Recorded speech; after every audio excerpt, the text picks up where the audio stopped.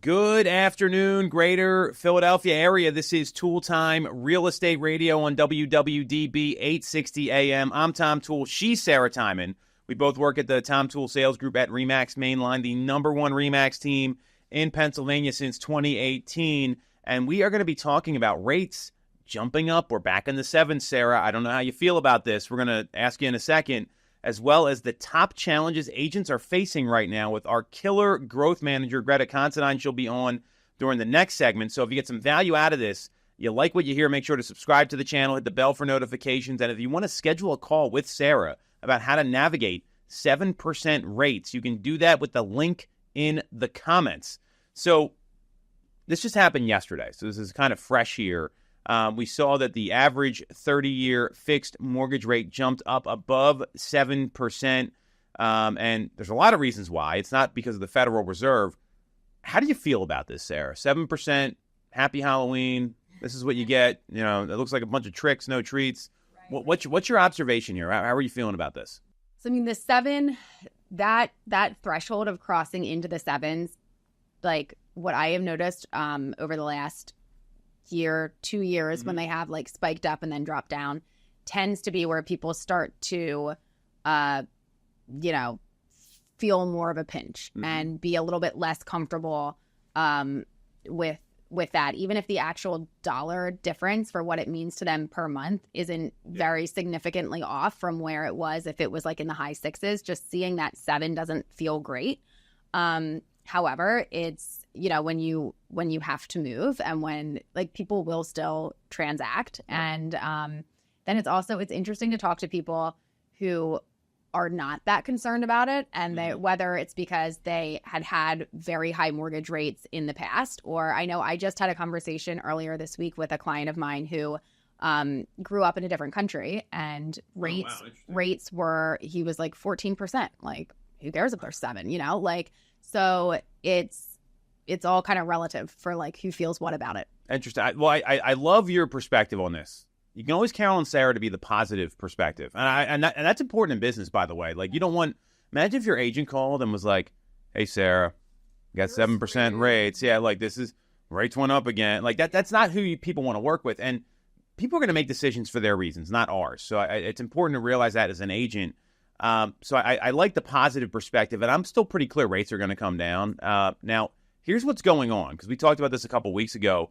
So we saw that the U.S. unemployment rate fell to 4.1% in September, which eased some of those like near-term recession fears. And then what we saw happen is that the jobs report like way exceeded expectations. It was they were predicting like 154,000 jobs, and it was 254,000 or somewhere in there. It was 100,000 off. So that was one of the big things. The other thing we've got going on is we got this election, and like we are in the middle of it here. Like Elon Musk has given out $1 million checks to people. Have you seen this? Like there is insanity going on. There's town halls all over the place.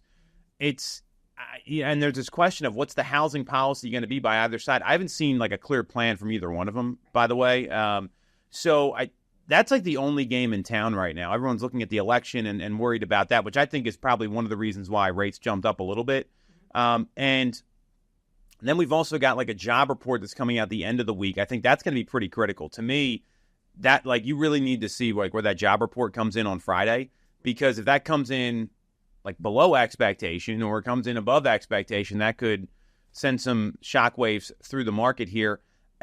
I'm anticipating this is temporary, and I also see some opportunity for some buyers right now too. Are you talking to people about that? Maybe folks that didn't get a home earlier in the year, or they're trying to find a property they really want. Are you having these conversations now? Are you seeing any opportunity? Yeah, I mean, I certainly am seeing some opportunity. If as rates go up, some people pull off. We're getting into that like time of year where some people do kind of take a step back, but other people need to sell their homes. Yeah. So, being able to compete against fewer people gives you more opportunity. You also can, if your goal for 2024 was to get under contract and get a home, you still have time left to do it, Right. So, definitely there is still opportunity there, and it just kind of comes down to crunching the numbers in some cases and then seeing like, can you still do it at this rate? what are your options?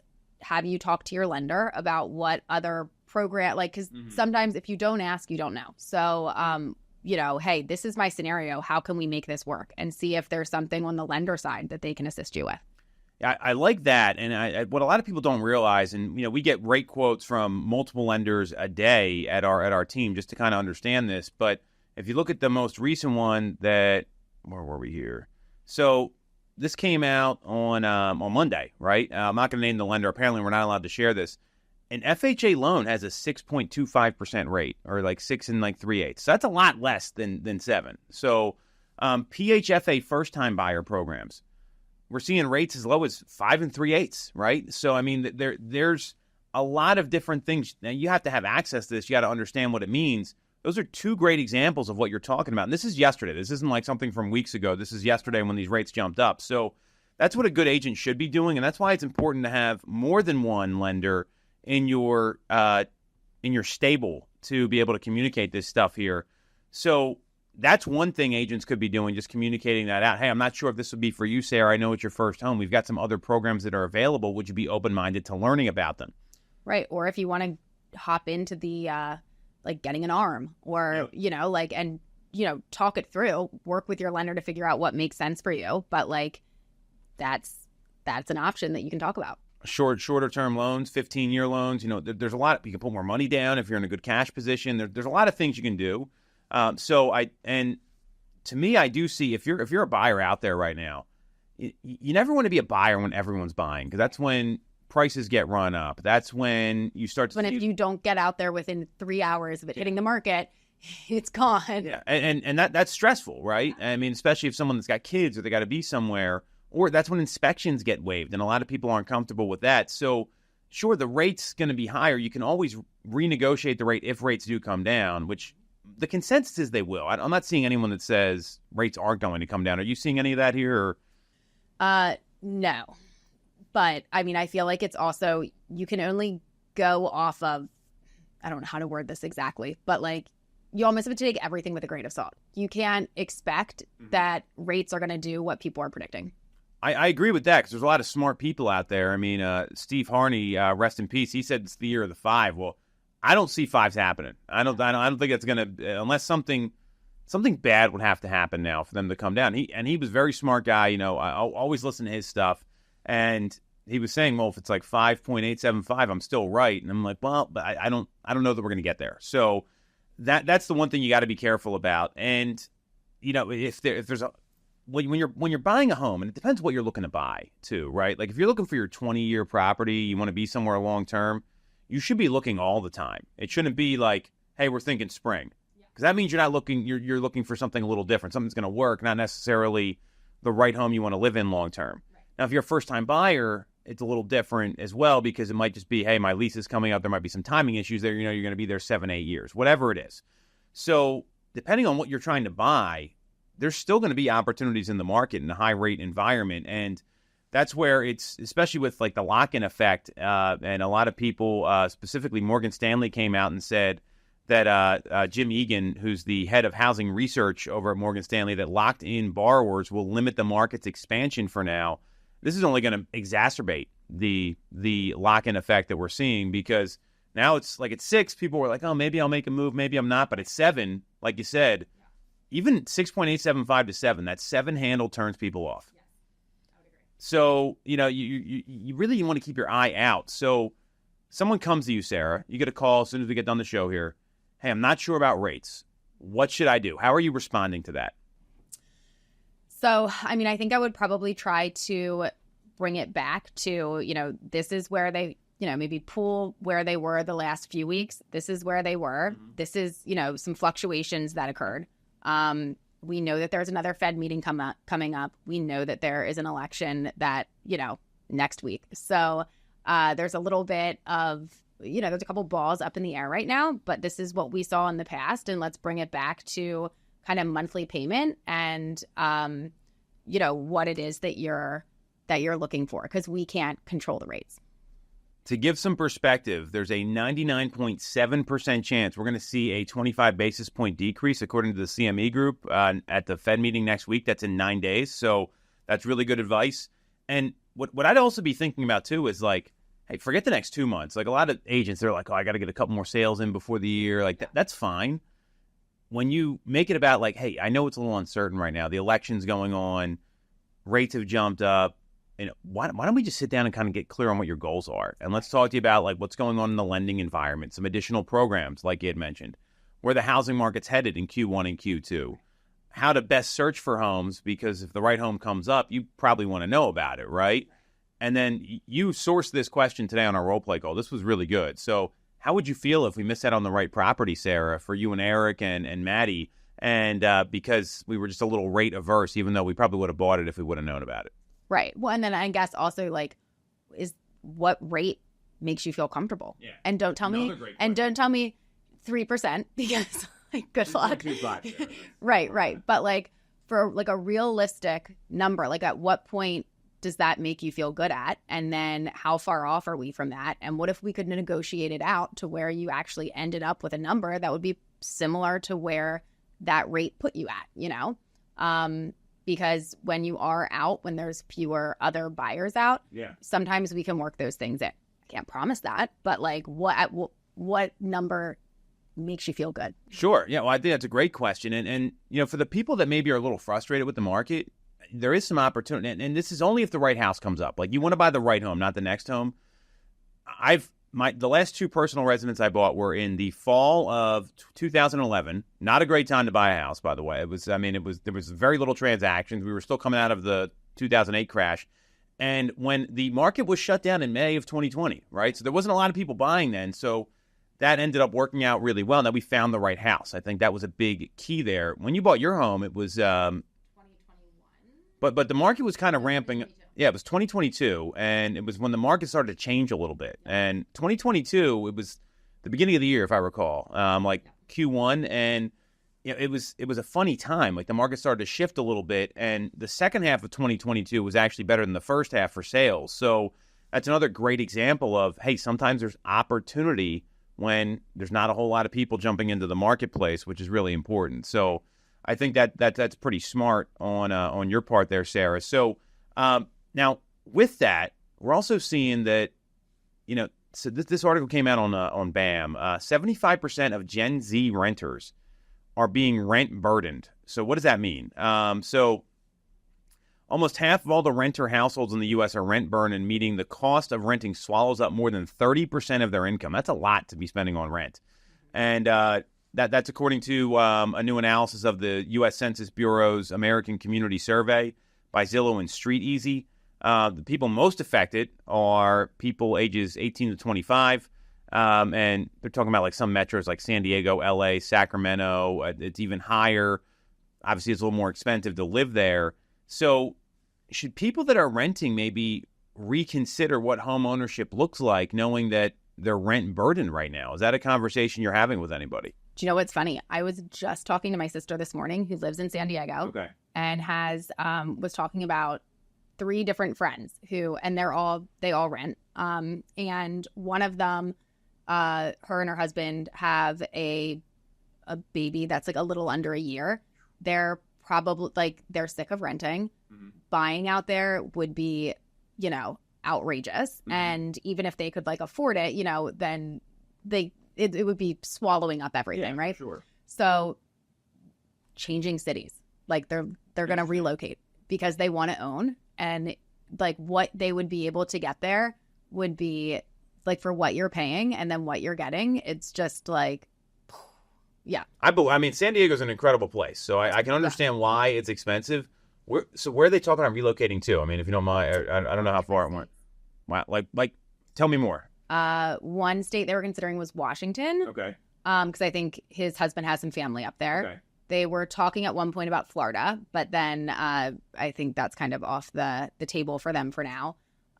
Maybe Oregon. Like I think they want to be on a coast. I think they want to be ideally on like the West Coast, but then also kind of figuring out even if they stayed in California, maybe just like going up or down, you know what I mean? Just it's for where they are. Because you can also go, like what's interesting with San Diego, you can go inland just a little bit and prices go way down, but very quickly like you're in the desert. So it's a good way to look at it. Yeah. Interesting. Well, I think that actually really demonstrates this point here. And for people that are rent burdened, I mean, and like San Diego, I get. I mean, that's a very cool place, and I can see why people spend a lot of money to live there. It's pretty much paradise. But then, like LA, like there's some parts in LA where I'd like. I mean, you're not like by the beach, like it's not the same things there. And if you look back to 2012, millennials were more likely to be rent burdened in 17 of the 30 largest metros. And slightly more than 6 in 10, 60.2% spent 30% of their income on rent. So I think, when you look at how much rent has gone up, like the affordability doesn't hit these people as hard. So looking at what it would cost to actually own something makes a lot of sense. Now, I'm imagining probably these particular folks we're talking about, the house was probably bought like 20, 30 years ago. Like it's, you have a much more controlled cost. So I mean, are you seeing anything locally here where people are just like, hey, I'm done renting. I'm ready I can afford a monthly payment, and I'm just ready to jump in? Or are they still burdened with like student loans and medical payments and that sort of stuff? Because people 18 to 25, I mean, you're dealing with a lot of that right now. Yeah. So actually right now for active clients I have on the buy side, everybody's actually outside of that group. Everybody is like a little bit older. But certainly for people that are renting, like I'm sick of throwing my money away on rent. Like, and if you're renting, like there's some people that say I don't want to pay insurance or taxes. Well, you're paying that. You're just paying it for your landlord. Right. So if you're listening to this and you're feeling like rent's a little too much, there's no downside to seeing what options are out there to purchase something, especially in some markets that forget San Diego for a second. That's like one of the most expensive places in the country. But we've always found that buyers, sometimes they can't get like the town that they want, but there's some adjacent neighborhoods that are maybe 5 minutes away from where they wanted to be, and the prices adjust dramatically in our marketplace. Right. And we often talk about like there's the things, there's several different pieces here that you can put together to kind of come up with the equation. And you've got location, you've got condition, and you've got price. And if all of those things don't come together to get you the home that you want that is right in the center of all of those, then like something needs to be adjusted. And that's just how it works. There's not going to be like very rarely will all of a sudden, like when nothing has fit all three of those pieces before, just pop up out of nowhere. Like if it did, I'm thinking condition wise, something might be wrong. I don't know. But like, so right. So being flexible to figure out like, well, what is more important, the location or the price, and can we move? It's not like you have to move, we don't have to go 30 minutes in the opposite direction, but like, hey, if we go a couple, depending on what area you're in and whatnot, if we go a little bit down the road, if we go like, you could have the house you want at the price you want in the condition that you want. And then for other people, it's like, no, like it must be in here. So then either price needs to be adjusted or maybe condition, it might not be turnkey. Yeah. Well, and I mean, when you look at if you can't move location, like then you've got to make a decision, right? So you have people that are saying, we're relocating. I mean, that's when your kids are in school and there's so many different factors. Yeah. The point is that you want to understand where rates are coming in. I'm hopeful 2 weeks from now, like things will kind of calm down a little bit. We're doing a show on Election Day. That should be fun, Sarah. I guess. I don't know. I like the early voting. Hopefully there won't be big lines when you go to vote. I mean... Well, I have to go in person because I changed my name I waited like 5 years after I got married to change my name. Then I did. And then now I feel like if the only way I know for sure that it counts is if I like go in person and they like mark it off. Because I feel like even when I go in with my license, they have to like cross-check different things. Yes. Bridget went through that. We have that hyphenated name. That might be causing all the problems. Well, I didn't hyphenate. I dropped my middle name, moved my last name to my middle name, took on a new last name, but still just go by my maiden name. Okay. Got it. Okay. Fair enough. That makes more sense. Yeah. Well, that's an interesting thing because I think Bridget just dropped her last name and kept her middle name. So that's interesting. I mean, I think hopefully just this election is just so hotly contested right now. I mean, how many texts are you getting a day? Like from people, like I was talking to Joe. We literally were getting the same text at the same time, like from people. It's bananas. I would say like at least 7 and then like several phone calls. I mean, I've probably gotten the phone calls and just ignore them. I'm getting texts. We're getting door hangers. Have you gotten any door hangers? No, but I have a long driveway. Okay. But I've had people walk down my long driveway to see, hey, like, are you voting? Like, Yeah, there's a lot of that. Yeah. I get a lot of mail. We're getting that too. So, my hope is, look, this is the only thing people are focused on right now. We got a week left, right? So hopefully next Wednesday, Fed drops rates, right? Maybe we'll see some positive movement in mortgage rates. That's my ideal scenario here. So we'll see how this all shakes out. You got to be aware of what's going on right now, because I think once there's certainty about who's going to be the president, whether or not these plans are any good or not, and I think there's holes in both of them, it's going to lead to some more certainty in the market. That's kind of my observation here. So we're going to take a quick break. We're going to come back. We're going to talk to Greta Considine from our team about the top challenges agents are facing right now next on Toole Time Real Estate Radio on WWDB 860 AM.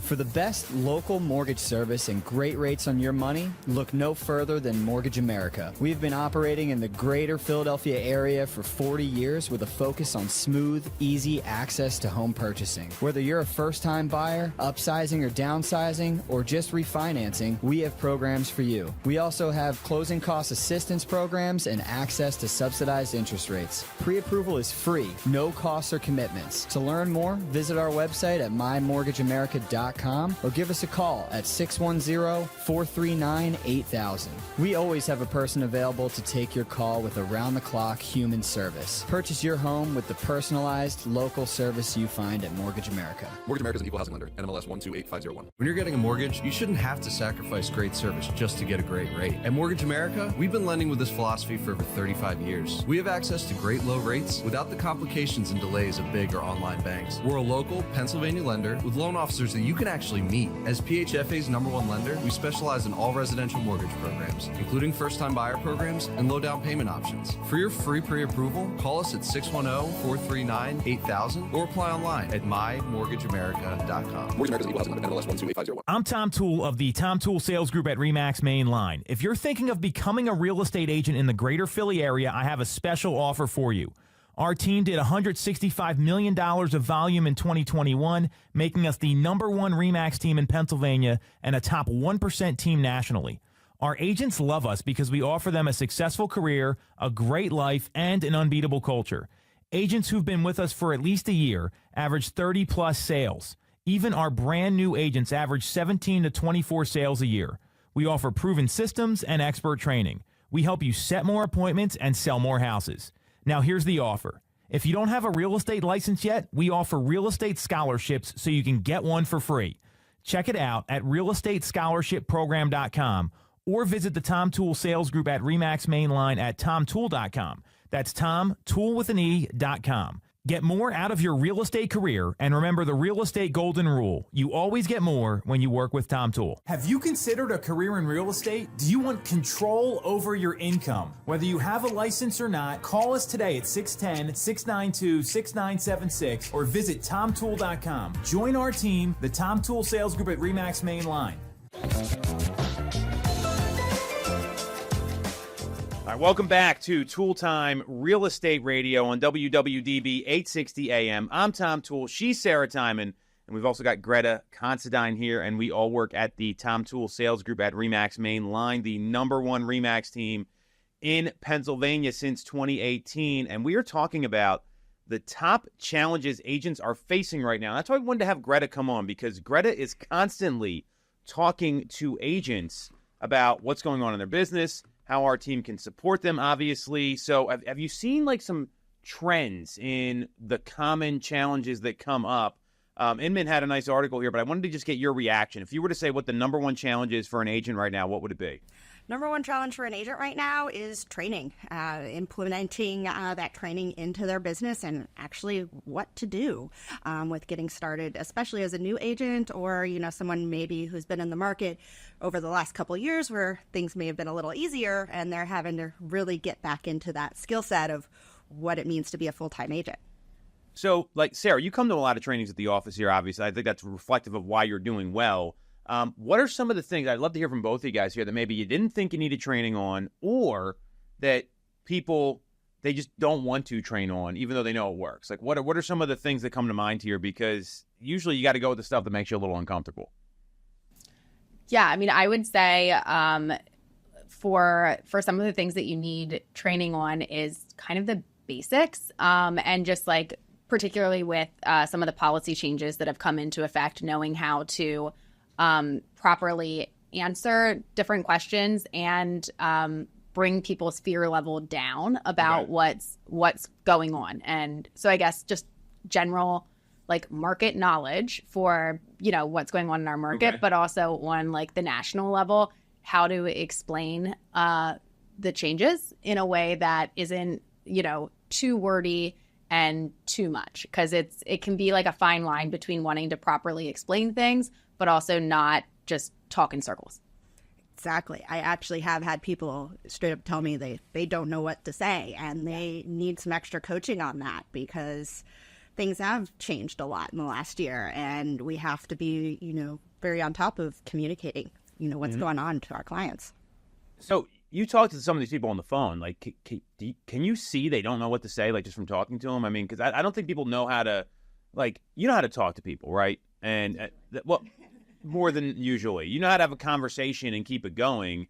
We've had some guests on the show here where we were getting like one word answers. One comes to mind in particular, and it's like you're pulling teeth out. Like it's impossible. So can you get a feel if they're going to be able to communicate things on the phone? And then I'm going to go into what the challenges. Inman came out. They had some article about the number one challenge that agents face and how to overcome it. But what's your observation on this, Greta, just from talking to hundreds of agents a week? From talking with hundreds of agents a week, I'd say my biggest observation with dealing with, people who don't know what to say.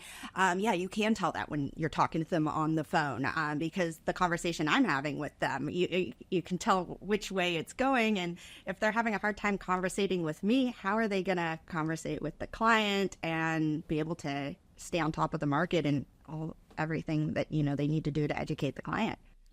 I just get worried if you can't clearly articulate just a conversation. How are you going to explain policy changes with an NAR settlement and why someone needs to sign a contract? How are you going to explain like what's going on with interest rates? Because if you can't articulate just like what you were doing that day, I get nervous for those sort of agents. And they could be very smart people. They just don't know how to talk to people. And that's one of the prime jobs of a realtor.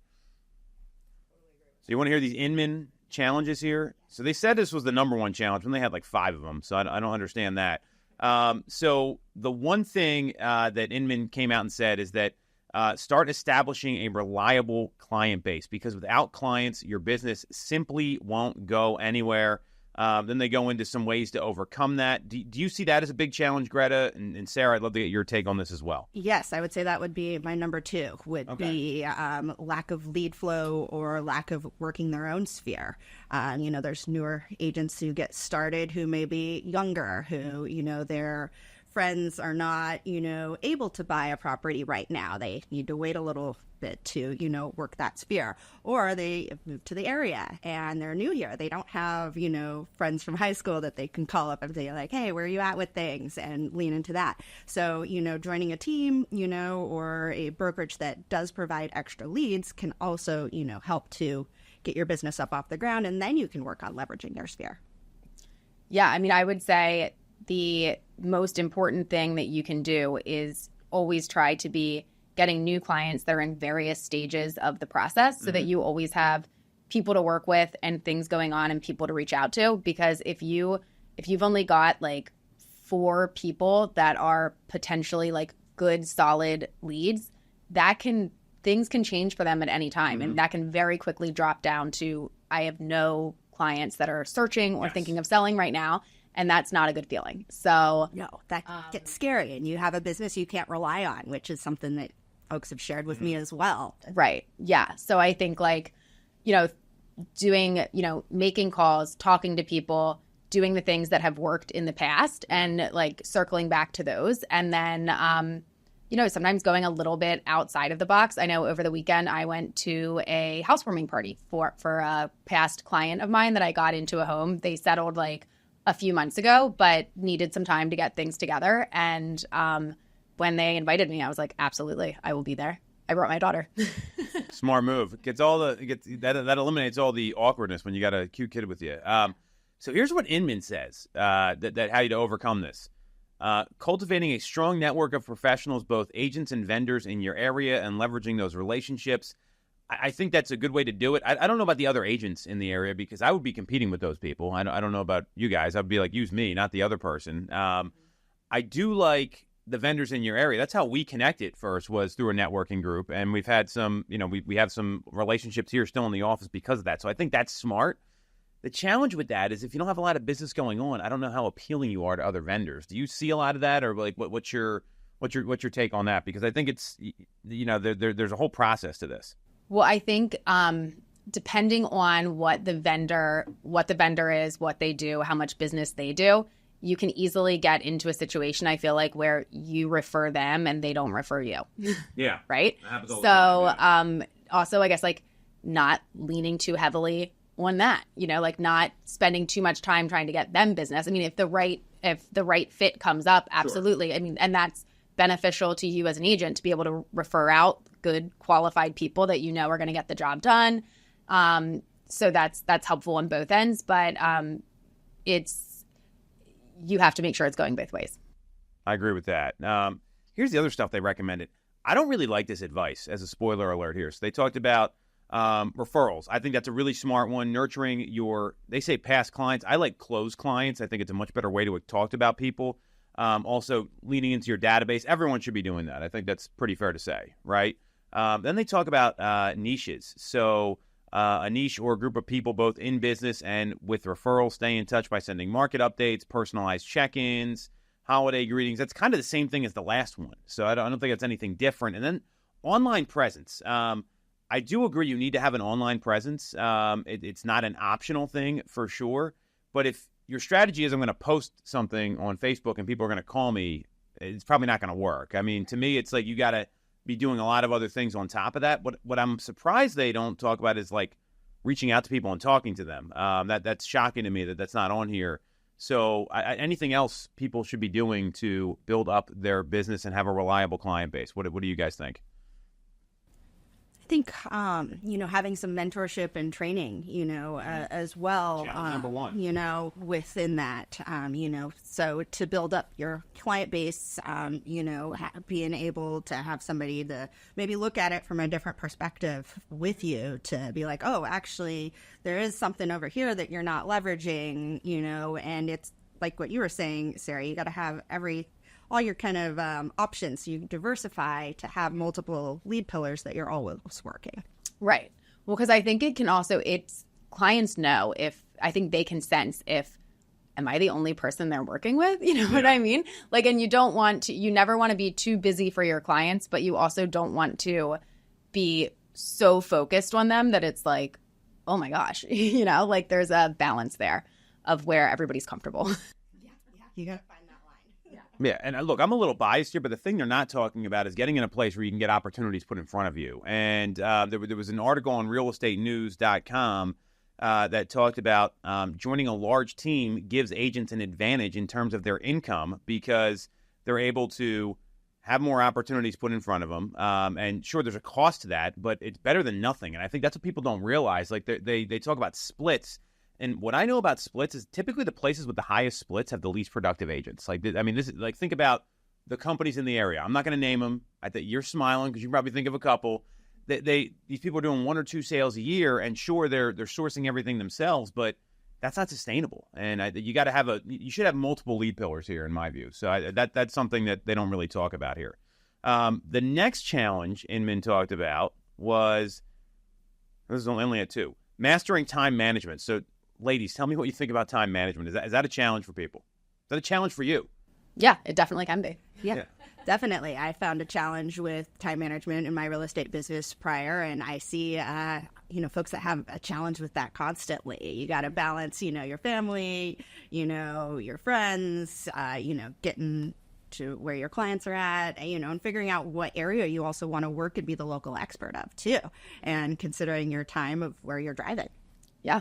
For sure. And scheduling, I feel like the very first thing that I learned joining the team, and I'm still not great about it, is time blocking. Like it's such a simple concept that you need to like follow through with. And for me, I need to have I always have like a running list of everything that I need to be getting done. If it's not written down, and I should have it in my calendar, but if it's not there, it's written somewhere. Because if it's not written for me, like it's so easy, like you don't want something important to slip through because you're, juggling too many things. So, making sure that you've got the time to get everything done.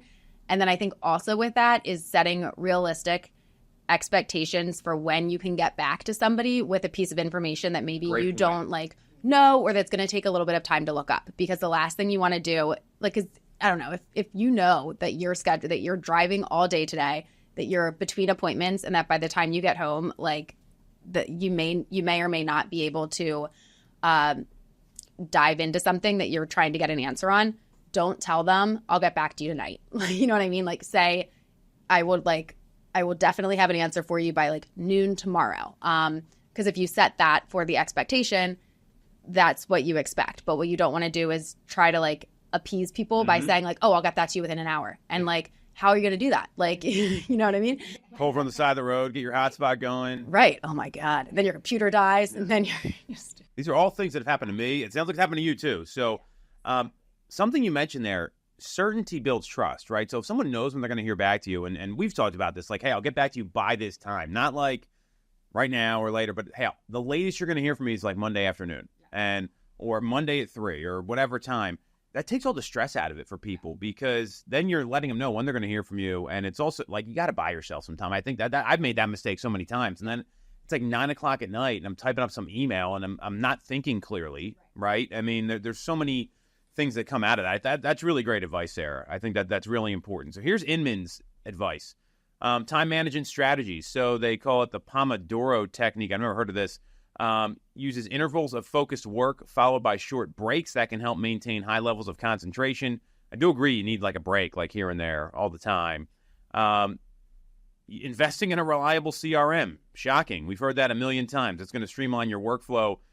Both of you work out of CRMs. So I think that's obviously that helps.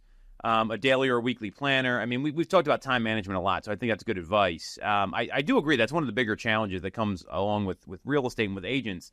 Greta, you had some other challenges that you identified as well. You want to share some of that and kind of what's going on in the marketplace right now? Yeah, I'm seeing a challenge with folks that may be trying to go from being a part-time agent and then really making that career change to a full-time agent. Tom, you talked about, some of the agents that just do 1 or 2 deals a year. Mm-hmm. And, there are certain people that do that to supplement their business. But then there's other, people who are looking to really make a career change, and they're having a struggle getting things up off the ground to get their bills paid and to close some deals and then keep it consistent. There's a lot of that right now going on in the market. So I don't have a good perspective on that one. I don't know that you do either, because we were both all in when we got started. So, but we do have some agents here that have transitioned.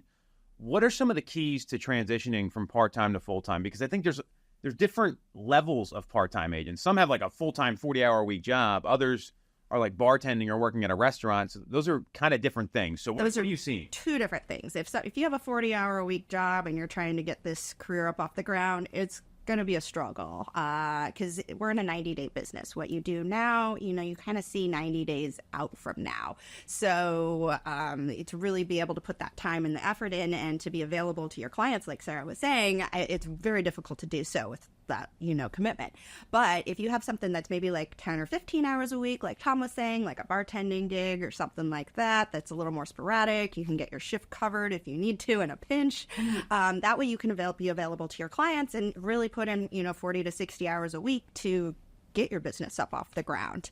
And it's, not easy. I started off as a part-time agent, lowered my schedule down, eased off the gas on one and pushed it onto the other. And, it was not an easy process, but eventually made it happen. And, if you join a team that might have tools in place to help you do that quicker, it's definitely helpful. And with that, to kind of wrap up, having about a little nest egg of 3 to 6 months worth of your savings definitely helps with that. What have you had any experience with part-time agents? Have you run into good, bad, or otherwise? Yeah, and I mean you can tell when that's what you're dealing with. And I can think of one example recently where the agent was very nice. She was lovely. Sure, yeah. But her full-time job would be there were things, this was a tricky deal where we were needing to pull, outside parties were involved. We were having to pull together a lot of things. It was a difficult deal. And things were time sensitive, as they often are. And she, like, because of her full-time job, it would be difficult to get in touch with her for like, an entire like 8 to 12 hours at a time. And then, and you're just like, time's ticking, so that can be difficult. I think also when you are dealing sometimes with part-time agents, and this isn't across the board, but a lot of times they don't have the same skill sets that you've got when you're a full-time agent. So things just become more complicated when they don't need to be. Agreed. I've run into that as well. If the agent on the other side hasn't done a deal in the last 5 months, you're really holding their hand through the process. Right. That's pretty interesting, because if you can feel that, I would imagine a client could feel that as well. And then, people, that's why real estate agents get a bad reputation sometimes. So, the part-time thing, like, there's no coaching class out there like crushing it part-time. But now there is a way to have a plan to transition, like you talked about. And if you've got a 40-hour week commitment, or you see the people that they'll drive like Uber or DoorDash. Now, I look at it a lot differently, because if you spend that time actually like working on your business, because you don't make a lot of money doing that. Like, bartending at night's a little different. But if you spend that time investing on your business, you close one sale, you probably just made all that you're going to do in a longer period of time running those, those sort of things. So you have to kind of understand like how the money works. But you talked about a nest egg. I think that's really important. Like, your husband had a job when you became a real estate agent, right? I lived in my parents' basement my first year as a real estate agent. So that wasn't like a nest egg, but I at least had a plan. Like, I had somewhere to go, so I didn't have a lot of bills. So that's the kind of thing you really want to think about. And then getting in a place where you're confident you're going to sell a house in the first 90 days or the first 30 days, because that's not usually what happens. I mean, there's a lot of people, they may go like 6-7 months without doing a deal, which can be pretty challenging. So as we wrap this up here, are you guys familiar with the Danger Report? Do you know what I'm talking about? No. So this is pretty interesting. This is from 2015, so bear with me here. It's from Stefan Swanepoel and the folks over at T360, and they identified the top 10 dangers that might impact real estate agents 10 years ago. And, looking back at this, I think it reflects a lot of what we talked about, why agents struggle. So I'm going to go through them with you. Tell me what you think here real quickly. So, masses of marginal agents destroy reputation of the industry. That was the number one danger. What do you think about that? Yes, no, accurate? I mean, I wouldn't say that they destroyed the reputation, but certainly harmed it. Yeah, reputation, within real estate agents of kind of doing the right thing and being the advocate for our client. I feel like there's been a lot of stuff in the media this last year, that's been coming up that wasn't really a thing before. Sure. Yeah, I agree. I also don't think this is ever going to change, because it's too easy to become a real estate agent. I mean, this is no different than any other sales job where there's like, and you've been in other sales jobs, there's like the top like 10 or 15%, and there's everybody else, right? And it's always like that. So I don't think that's ever going to change. I don't know that the reputation's been destroyed. I think it makes it challenging for people to get their footing unless they know how to a lot of the things you talked about, what to say, how to get your point across to people. That's where the training is probably even more important, because a lot of these people, they're marginal because they don't invest in their skill set is what I've really seen. Second one, commissions spiral downward. So the context here was a lot of powerful forces exert significant downward pressure on real estate commissions. The continued ride in home prices has facilitated the elevation of real estate earnings based on commissions. Those earnings have not gone unnoticed by consumers. As a result, many fear a gradual downward slide of fees as charged in other countries in the world. This was 10 years ago. So what do you think? I'm assuming discount brokerages were always a thing. Like, they were a thing 10 years ago as well. They were definitely a thing 10 years ago. Yeah. I mean, maybe just to some degree, but there's always been discussions. Well, I mean, I haven't been in the business for 10 years. I'm at like 5. Yeah, but longer than most of you survived. I mean, you beat 87% of agents, Sarah, so congratulations. But I mean, there are, and I think with the recent changes, there's a lot more conversations about the commission piece. But, I think as long as you can demonstrate value and show where you're, like, how you're doing what you say you're going to do, that in some cases, certainly maybe it's gone down a little bit, but as a whole, no. I agree with that. I got into real estate about 10 years ago, and I see things are kind of similar as they were before. I mean, obviously, with the changes that happened this year, it's a lot more communicating to the client on what our value is with all of that. But I feel like agents have been able to communicate that, and we've seen even agents get higher commissions than what was being offered on the other side. So, I mean, commissions have always been negotiable. I feel like they always will be. That's part of the industry. Yeah, anyone that says commissions aren't negotiable has not been like doing any deals, because they always get negotiated. We were at an appointment last night, and the lawsuit comes up, right? And so we went through and explained it like we normally would. And what did the seller say? He's fine offering out a commission. Yeah, he had no problem. Like he was okay with it when we explained it. So, but he understands the upside, right? Like they have a place to go, and this is not like a low priced home either. This is on the premium end. So you're always going to see people that negotiate a little bit. I don't think, and they have slid down slightly over the years. I mean, if you look at the averages, if anything, I think this lawsuit is what came out of that more so, because attorneys are looking at grabbing some of that commission money that's out there. So the rest of these here, I'm going to blow by a couple of them. There's one in particular that jumped out, and it's actually two of them are kind of the same. So they talked about the agent is removed from the transaction and the commoditization of residential real estate. So, do you see agents being less relevant than they were 10 years ago? What's your observation there? No. I would say no as well. I think they're more relevant, personally, especially coming out, like maybe during COVID, they were a little less relevant, but that's over now. So I agree with you there. The other one that came up, and I want to get your take on this, agent teams threaten the survival of brokerages. What do you think about that? Well, our teams are still under a brokerage. So there are, but there's also like teamerages too. If you want to join this brokerage, you have to be part of the team. So there's a little bit of that. Here's the context, right? And this is 10 years ago. Teams cannibalize brokerage companies by siphoning off their profits, leaving them exposed to all the risk. The team concept has been around for a long time, but in recent history, it has emerged as a much larger factor in the brokerage industry. Most companies have endorsed or at least tolerated the concept in light of the revenue it generates. However, there are issues that need to be addressed when teams function as an autonomous brokerage unit. From a marketing perspective, they often develop their own brands, which in some instances becomes more powerful than the brokerage brand.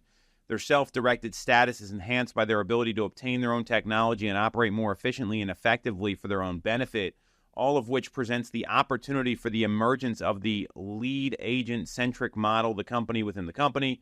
Agent teams greatly expand the brokerage's potential legal liability as the master agent imposes standards and best practices on the team that have not been approved by the brokerage or the brokerage's legal counsel. Economics come into play. Teams tend to make more money than traditional individual agents. So, and it goes on and on and on here. That was very dark, what they wrote there. I mean, it seems like it was like very depressing. Yeah, and wouldn't like the team be helping to support the brokerage? I mean, I guess I see their thought process of maybe like someone's going to go and make their own marketing and kind of do things differently. But I mean, if we're all staying within the brokerage's guidelines, then that shouldn't occur. Right. So they took this report on realestatenews.com, and they went back to this one in particular, and they said the threat really didn't materialize here, and that teams have elevated brokerages in a lot of ways because they're bringing more people to the company. They're actually raising standards because with independent agents, they seem like they have no standards in a lot of cases where, when you're like a lone wolf that's out there, and it was actually identified that was a strength and not so much of a danger. So I thought that was pretty interesting.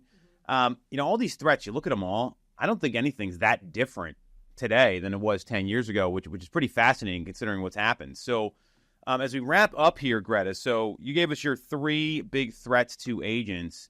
Sarah, we talked about them as well. Anything you feel like we might have missed here that is a threat to agents right now as they look to get their career going in the right direction, their business off the ground at the end of 2024 and the beginning of 2025?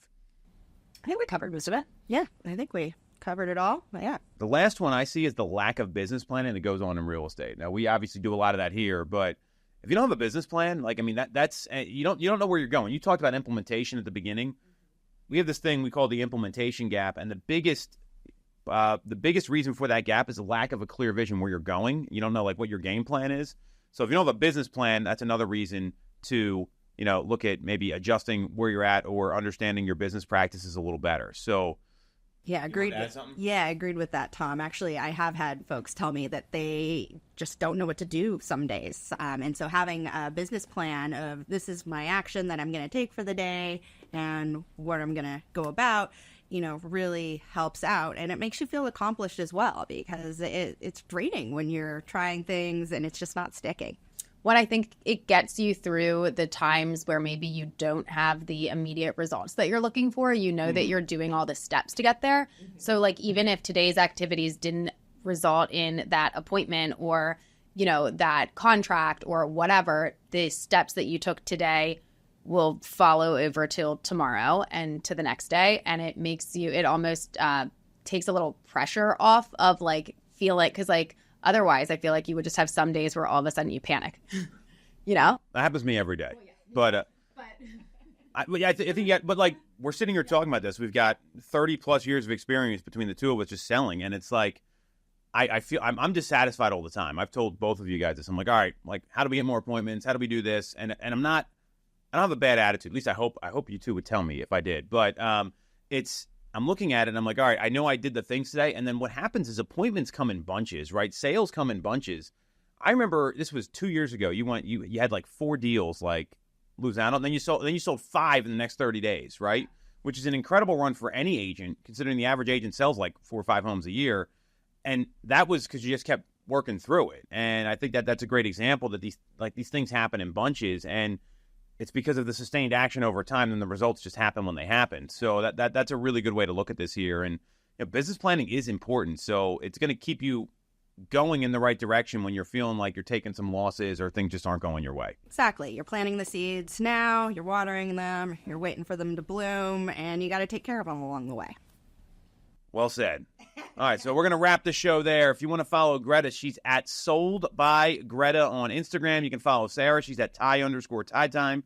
You can follow me at TomToole3RD. And if you got some value out of this, you liked what you hear, make sure to subscribe to the channel, hit the bell for notifications. And if you want to schedule a call with our team about how to navigate your real estate needs or to get an environment that will help you business plan, you can do that with the link in the comments. We'll catch you next week.